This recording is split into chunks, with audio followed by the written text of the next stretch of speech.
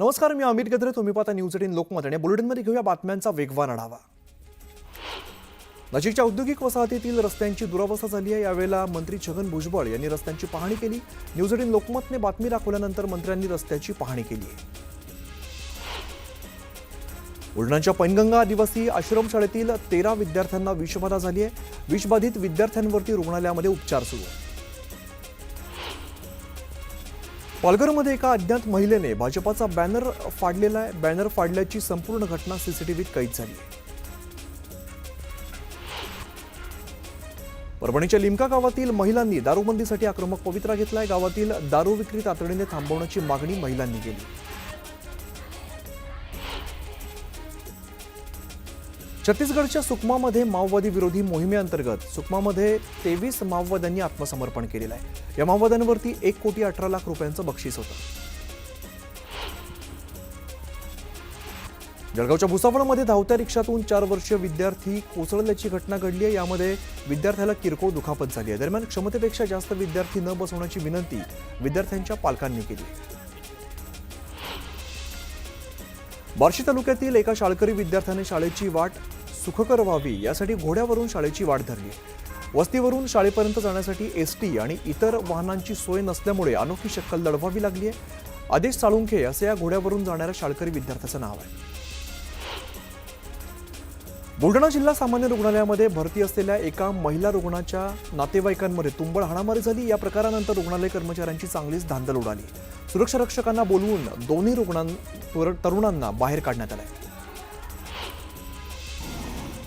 बदलापूर शहरातून जाणारा कर्जत पुणे महामार्ग अपघातांना निमंत्रण देतोय. कॉन्क्रीट रस्त्यांच्या शेजारी 1 ते 1.5 फूट खड्डे तयार झालेत. त्यामुळे या ठिकाणी अपघातांच्या संख्येमध्ये वाढ झाली. हिंगोलीमध्ये महामार्गाच्या कडेला असणाऱ्या प्रवासी निवाऱ्याची अनेक ठिकाणी दुरावस्था झाली आहे. तातडीने प्रवासी निवारे दुरुस्त करण्याची मागणी केली जाते. प्रडाची टीम इटलीहून कोल्हापूरला येणार असल्याची माहिती ललित गांधींनी दिली आहे. प्रडाने प्रदर्शनामध्ये मांडलेली चप्पल कोल्हापुरीच असल्याचं मान्य केलेलं आहे. तर सर्व प्लॅटफॉर्मवरती कोल्हापुरी चप्पलांचा उल्लेख करणार असल्याचंही प्रडाने जाहीर केलं आहे. बगलांच्या कृषी कार्यालयात गेल्या अनेक महिन्यांपासून बंद असून कृषी अधिकारी येत नसल्यामुळे शेतकऱ्यांची मोठी गैरसोय होते. त्यामुळे बंद असलेलं कृषी कार्यालय सुरू करण्याची मागणी शेतकरी करत आहेत. स्मार्ट सिटी म्हणून जाणारं पिंपरी चिंचवड शहर खड्ड्यात गेलंय. दुसरीकडे महापालिका प्रशासनाकडून मात्र खड्डे बुजवल्याचा दावा केला जातोय. रस्त्यावरती पडलेले खड्डे संबंधित ठेकेदाराकडून बुजवून घेतले जातील आणि त्या खड्ड्यांमुळे कोणाचाही अपघात झाल्यास त्या परिक्षेत्रातील महापालिकेच्या संबंधित अभियंत्यास दोषी धरलं जाणार, असं अभियंते मकरंद कदम यांनी सांगितलंय. आठवडाभरात अमरावती जिल्ह्यामध्ये 8 डेंग्यूचे तर 7 चिकनगुनियाचे असे 15 एकूण रुग्ण आढळून आले. त्यामुळे नागरिकांनी घराच्या परिसरात पाणी साठवून देऊ नये असं आवाहन जिल्हा हिवताप कार्यालयाकडून करण्यात आलं.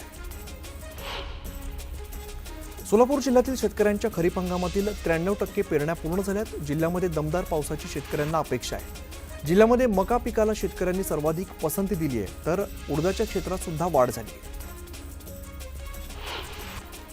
अहिल्यानगर जिल्ह्यातील कोल्हार भगवतीपूर या परिसरामध्ये सध्या डाळिंब चोऱ्या प्रचंड प्रमाणात वाढलेल्या आहेत. रात्रीच्या अंधारात अज्ञात चोरटे बागांमधून तयार झालेले डाळिंब वाहनांमध्ये भरून पसार होत आहेत. एका आठवड्यामध्ये 3 शेतकऱ्यांचं जवळपास 12 लाखांचं नुकसान झालंय. बारामती शहरातील मुख्य चौक असणाऱ्या नटराज नाट्य मंदिर या परिसरामध्ये तिरंगा ध्वज उभारण्यात येणार आहे. उपमुख्यमंत्री अजित पवार यांनी या कामाची पाहणी केली आहे. उपस्थित अधिकाऱ्यांना आवश्यक त्या सूचनाही दिल्या. रत्नागिरीत गेली 5 वर्ष समुद्रकिनारी खडकात अडकलेलं बसरा स्टार हे जहाज अखेर बाहेर काढलं जाणार आहे आणि अजस्त्र जहाज मिऱ्या किनाऱ्यावरती तब्बल 5 वर्ष अडकून पडलेलं आहे. जहाज समुद्राच्या बाहेर काढण्यासाठी मेरीटाईम बोर्डाची आता परवानगी मिळाली. त्यामुळे जहाज भंगारात काढण्याचा मार्ग आता मोकळा झाला आहे. सांगलीच्या सावंतपूरमध्ये तरसाच्या हल्ल्यामध्ये तब्बल 12 शेळ्यांचा मृत्यू झालेला आहे. वन्य प्राण्यांच्या धुमाकुळामुळे शेतकरी वर्गामध्ये चिंतेचं वातावरण आहे. वन विभागाने वन्य प्राण्यांचा बंदोबस्त करावा अशी मागणी शेतकरी करत आहेत. सांगली जिल्ह्यातल्या एसटी आगाराला एसटीची मोठी कमतरता जाणवू लागलेली आहे. जिल्ह्यातल्या 10 आगारांसाठी 697 एसटी बसेस उपलब्ध आहेत. यापैकी 109 एसटी बसेस डिसेंबर अखेर कालबाह्यहून भंगारात जाण्याच्या मार्गावरती आहेत. आगाराने मागणी केलेल्या 200 बसपैकी फक्त 65 बस राज्य सरकारकडून देण्यात आल्या. सोलापुरात संजय गायकवाडांविरोधात ठाकरे गटाच्या कार्यकर्त्यांनी आंदोलन केलंय. कॅन्टीन कर्मचाऱ्यास केलेल्या मारहाणीचा निषेध करण्यात आलाय. दरम्यान कार्यकर्त्यांनी जोरदार घोषणाबाजी केली.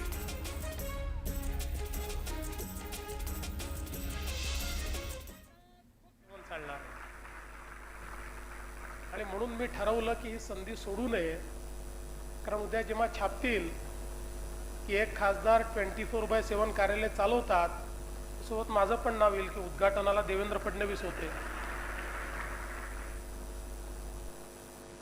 आणि त्याहीपेक्षा मला असं वाटतं की आजच्या दिवशी पुण्यात येणं हे याकरताही महत्त्वाचं आहे की आपल्या सर्वांचे आराध्य दैवत छत्रपती शिवराय यांच्या इतिहासाचे साक्षी असलेले 12 किल्ले हे देशाचे प्रधानमंत्री माननीय नरेंद्र मोदीजी यांनी जागतिक वारसा स्थळ म्हणून युनेस्कोमध्ये नॉमिनेट केले होते.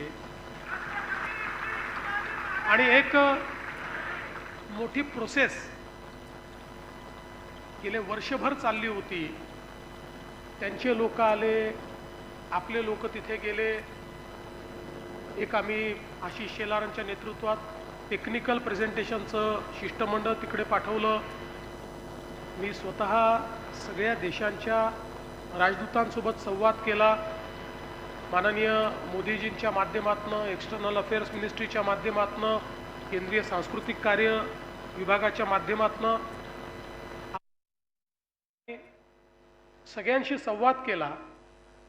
आणि त्याचे सभासद तर सर्व देश आहेत, पण 20 देश असे आहेत की ज्यांना वोटिंगचा अधिकार आहे. आणि यातल्या 2/3 देशांनी जर वोट केलं तर एखादी वास्तू जागतिक वारसा स्थळ होते. त्यामुळे काल ते वोटिंग होतं. थोडं आम्हाला टेन्शन देखील होतं की आता नेमकं काय होईल.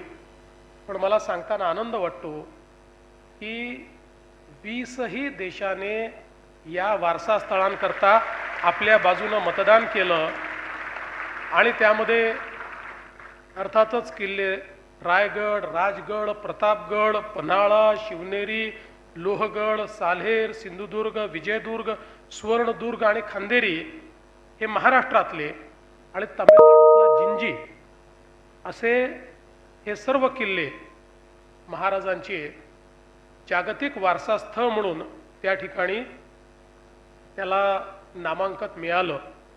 आणि हे होत असताना खरं म्हणजे ज्या वेगवेगळ्या निकषांवर या ठिकाणी या किल्ल्यांना जागतिक वारसा स्थळ म्हणून मान्यता मिळाली, त्यामध्ये एक महत्त्वाचा जो काही निकष होता तो म्हणजे त्याचं स्थापत्य. ज्या पद्धतीनं या ठिकाणी पश्चिमी घाटामध्ये, डोंगरांमध्ये, दऱ्यांमध्ये, जंगलामध्ये, समुद्र किनाऱ्यावर अशा सगळ्या ठिकाणी अतिशय अप्रतिम अशा प्रकारच्या स्थापत्य कलेचा उपयोग करत इथनं प्रशासनाकरता अतिशय उत्तम अशा प्रकारची व्यवस्था करता येईल. ज्या ठिकाणी उत्तम जलनियोजन आहे, स्थापत्याचा उत्तम नमुना आहे आणि सुरक्षेच्या दृष्टीनं अप्रतिम अशा प्रकारचं बांधकाम आहे. म्हणजे ज्यावेळेस या सगळ्या किल्ल्यांचं वर्णन त्यांच्यासमोर झालं, त्याचं प्रेझेंटेशन झालं, त्यावेळी माचीची जी पद्धत आहे ती पद्धत तिथल्या वेगवेगळ्या देशांना ही त्याचं वेगळेपण जाणवलं. कशा प्रकारे कॅमोफ्लॉज त्या ठिकाणी जो काही प्रवेशद्वार आहे ते प्रवेशद्वारच दिसत नाही, आणि तिथपर्यंत पोचता पोचता कशा प्रकारे शत्रूला आधीच गारद करता येतं अशा प्रकारची त्याची सगळी व्यवस्था, त्या किल्ल्यांवरची व्यवस्था, तिथे राहणाऱ्यांची व्यवस्था, या सगळ्या गोष्टी बघितल्यानंतर सगळ्यांनी आश्चर्य व्यक्त केलं आणि एकमताने हा निर्णय घेतला की हे किल्ले खरोखर जागतिक वारसा स्थळ आहेत. आणि म्हणून त्याला काल त्यांनी मान्यता दिली. आणि आता आपल्या शिवरायांचा इतिहास, आपल्या मराठा साम्राज्याचा इतिहास, आपल्या हिंदवी स्वराज्याचा इतिहास हा जागतिक झालेला आहे. आणि आता युनेस्कोच्या वेबसाईटवर तो उपलब्ध असणार आहे. आणि या प्रत्येक किल्ल्यावर युनेस्कोच्या किऑस्कच्या माध्यमातून या किल्ल्यांची माहिती युनेस्को देखील देणार आहे आणि जगातले पर्यटक, अभ्यासक, इतिहासकार या सगळ्यांकरता आता हे किल्ले एक प्रकारे आकर्षणाचं केंद्र झालेले आहेत. आणि म्हणून मला असं वाटतं की खूप महत्त्वाचं आहे. आणि अशा काल निर्णय झाला आणि आज या पुण्यभूमीमध्ये मला येण्याची संधी मिळाली, कारण छत्रपतींचा इतिहास आणि पुणे या दोघांना कधीच वेगळं करता येत नाही. आणि म्हणून ही छत्रपतींची भूमी, या भूमीत येण्याची संधी मला मिळाली, ही खरोखर मला अतिशय या गोष्टीचा आनंद आहे. मला यायला थोडा उशीर झाला, पण नागरी उड्डयन मंत्र्यांच्या कार्यक्रमाला जायचं तर काहीतरी त्यांच्या विभागाचं काम करून गेलं पाहिजे. म्हणून मी नवी मुंबई एअरपोर्टला आधी गेलो. पहिले खात्री केली की याचं उद्घाटन कधी होऊ शकतं, त्याची सगळी पाहणी केली आणि मग तिथनं मुंबई पुणा एक्सप्रेसवेवर आपण जी मिसिंग लिंक तयार करतोय त्याची पाहणी करण्याकरता मी गेलो. मला सांगताना आनंद वाटतो की या मिसिंग लिंकचा फायदा पुणेकरांना काय आहे. या मिसिंग लिंकमुळे मुंबई पुण्याचं अंतर हे 6 किलोमीटरने कमी होणार आहे, पण अर्धा तास वेळेची बचत या मिसिंग लिंकमुळे होणार आहे. कारण आताही येताना एक छोटासा ॲक्सिडेंट झाला तर पूर्ण त्या ठिकाणी ट्रॅफिक जाम हा झालेला मला पाहायला मिळाला. आणि आता तो जो सगळा भाग आहे घाटाचा, तो भाग पूर्णपणे आपल्याला अवॉइड. मुख्यमंत्री देवेंद्र फडणवीस बोलत होते. आता घेऊया बातम्यांचा वेगवान आढावा. अहिल्यानगरमध्ये खासदार निलेश लंकेंनी उपोषण सुरू केले. अहिल्यानगर मनमाड या महामार्गाचं काम तातडीने सुरू करण्याची मागणी त्यांनी केली आहे. काम सुरू होईपर्यंत उपोषण मागे न घेण्याचा निर्धार त्यांनी केला. आमदार जितेंद्र आव्हाडांच्या विरोधात सांगलीमध्ये आंदोलन करण्यात आलं. गोपीचंद पडळकरांबद्दल बदनामीकारक विधान केल्याप्रकरणी पडळकर समर्थकांनी निषेध व्यक्त केला. अहिल्यानगरच्या लोणी ग्रामस्थांनी पोलीस ठाण्यामध्ये मोर्चा काढलेला आहे. चिकन विक्रेत्यांवरती कारवाई करण्याची मागणी ग्रामस्थांनी केली आहे. तातडीने चिकनचं दुकान हटवण्याची मागणी सुद्धा केली आहे. नंदुरबारमध्ये उभाटा गटाच्या वतीने रस्त्यांवरील खड्ड्यांच्या विरोधात आंदोलन करण्यात आले. पालिका प्रशासनाने आंदोलनाची दखल घेत शहरातील खड्डे न भरल्यास व्यापक आंदोलनाचा इशारा उभाटाकडून देण्यात आला. सांगलीच्या अलमट्टी धरणाच्या उंची वाढी विरोधी कृती समितीने आंदोलन केलेलं आहे. अलमट्टी धरणाची उंची वाढवल्यामुळे सांगली आणि कोल्हापूर या दोन्ही जिल्ह्यांना महापुराचा फटका बसणार, त्यामुळे उंची न वाढवण्याची मागणी करण्यात आली. लोणावळ्यामध्ये जोरदार पाऊस सुरू आहे. पावसाने टायगर पॉइंटच्या घाटमाथ्यावरून फिरताना आल्हाददायक वातावरण पर्यटक अनुभवत आहेत आणि पावसाचा आनंद घेत आहेत. सध्या लोणावळ्यातील भुशी धरण ओव्हरफ्लो झालेलं असून टायगर आणि लायन्स पॉइंट या ठिकाणी देखील पर्यटकांची मोठी गर्दी होते. टायगर पॉइंटवरती निसर्गाचा अनोखा रूप पर्यटकांना पाहायला मिळत आहे. लोणावळा टाटा धरणातील पाणीसाठ्यामध्ये लक्षणीय वाढ झालेली आहे. जूनच्या पहिल्या आठवड्यापासून लोणावळ्यामध्ये पावसाने जोर धरलाय. पावसाचा जोर असाच राहिला तर लोणावळ्यातील टाटा धरण 100% भरून सांडव्यावरून इंद्रायणी नदीपात्रामध्ये विसर्ग सुरू होण्याची दाट शक्यता निर्माण झाली आहे. सटाणा भागात शिवप्रेमींनी फटाक्यांची आतषबाजी करत जोरदार जल्लोष केलाय. शिवरायांच्या गडकिल्ल्यांचं युनेस्कोच्या वारसा यादीमध्ये स्थान मिळाल्याने शिवप्रेमींनी आनंद व्यक्त केलाय. महाराष्ट्रातील 12 गड किल्ले जागतिक वारसा स्थळांमध्ये समाविष्ट करण्यात आलेत.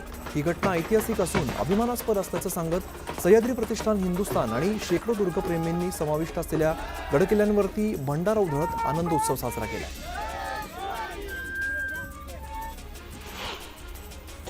सिंधुदुर्ग किल्ल्याला जागतिक वारसा यादीमध्ये स्थान मिळाल्यानंतर मालवण बंदर जेटीवरती आनंदोत्सव साजरा करण्यात आलेला आहे. सिंधुदुर्ग जिल्हा आणि तालुका प्रशासन आणि शिवभक्त यांनी जिलेबी वाटप करत आनंदोत्सव साजरा केला आहे. पुण्यामध्ये शिवरायांच्या 12 किल्ल्यांच्या युनेस्कोच्या जागतिक वारसा यादीत समावेश झाल्याने भाजपनं जल्लोष केला. यावेळेला भाजप कार्यकर्त्यांनी पेढे वाटत आणि फटाके फोडत आनंद साजरा केला. एक छोटासा ब्रेक घेतो, लगेचच परत येतो. पाहत राहा न्यूज 18 लोकमत.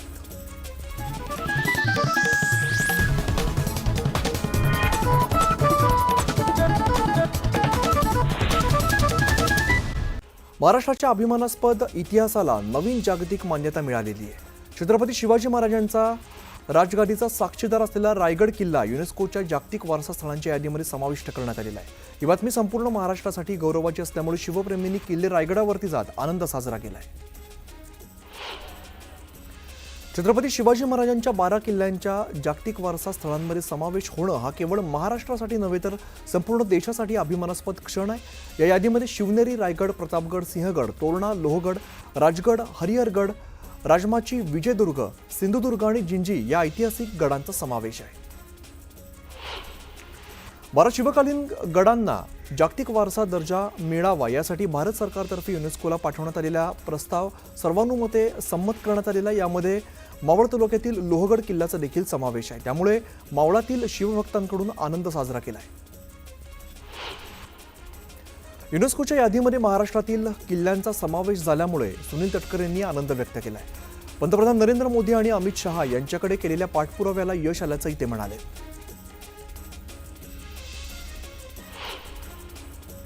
एक छोटासा ब्रेक, लगेचच परत येतोय. पाहत राहा न्यूज 18 लोकमत.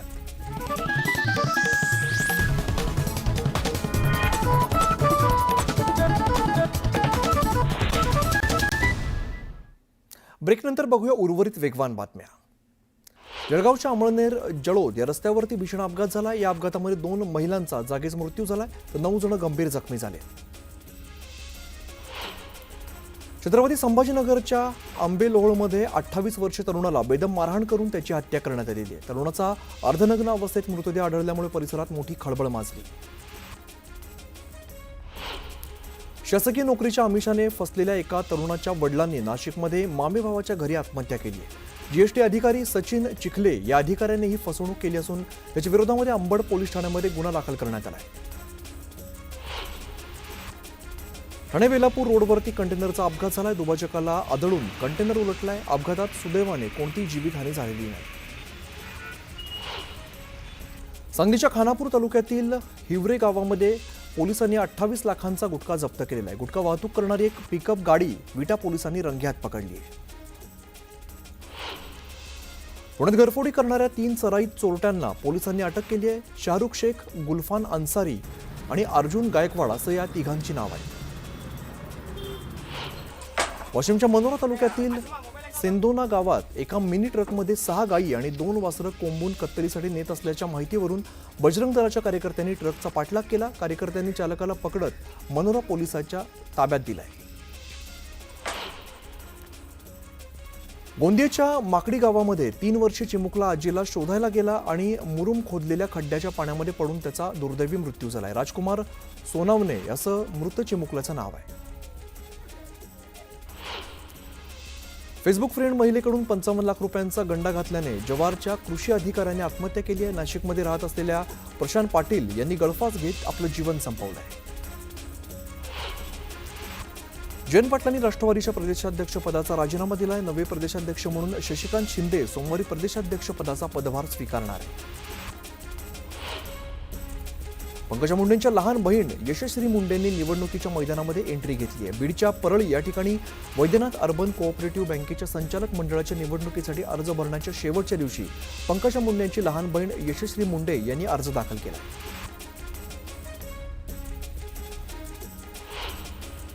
ईडी कारवाईवरून रोहित पवारांनी ट्विट करत स्पष्टीकरण दिलंय. महाराष्ट्राने कधीच लाचारी आणि फितुरीला थारा दिलेला नाहीये. न्यायदेवतेवरती माझा संपूर्ण विश्वास असून दूध का दूध पाणी का पाणी होईल अशी प्रतिक्रिया त्यांनी दिली आहे. लातूर जिल्ह्यातील शेतकरी खांद्यावरती नांगर घेऊन कर्जमाफीचं गाऱ्हाणं मांडण्यासाठी मंत्रालयाच्या दिशेने जात आहेत. अहमदपूर तालुक्यातील धानुरा बुद्रुक या गावातील शेतकरी सहदेव होणाळे गेल्या 9 दिवसांपासून पायी प्रवास करत भिवंडीमध्ये पोहोचलेत. मुख्यमंत्री देवेंद्र फडणवीसांची भेट घेऊन शेतकरी आपल्या समस्या मांडत कर्जमाफीची मागणी करणार आहेत. मावळमधील किल्ले लोहगडाचा जागतिक वारसा स्थळांच्या यादीमध्ये समावेश झालाय. त्यामुळे शिवप्रेमींनी फटाक्यांची आतषबाजी करत जोरदार जल्लोष केलाय.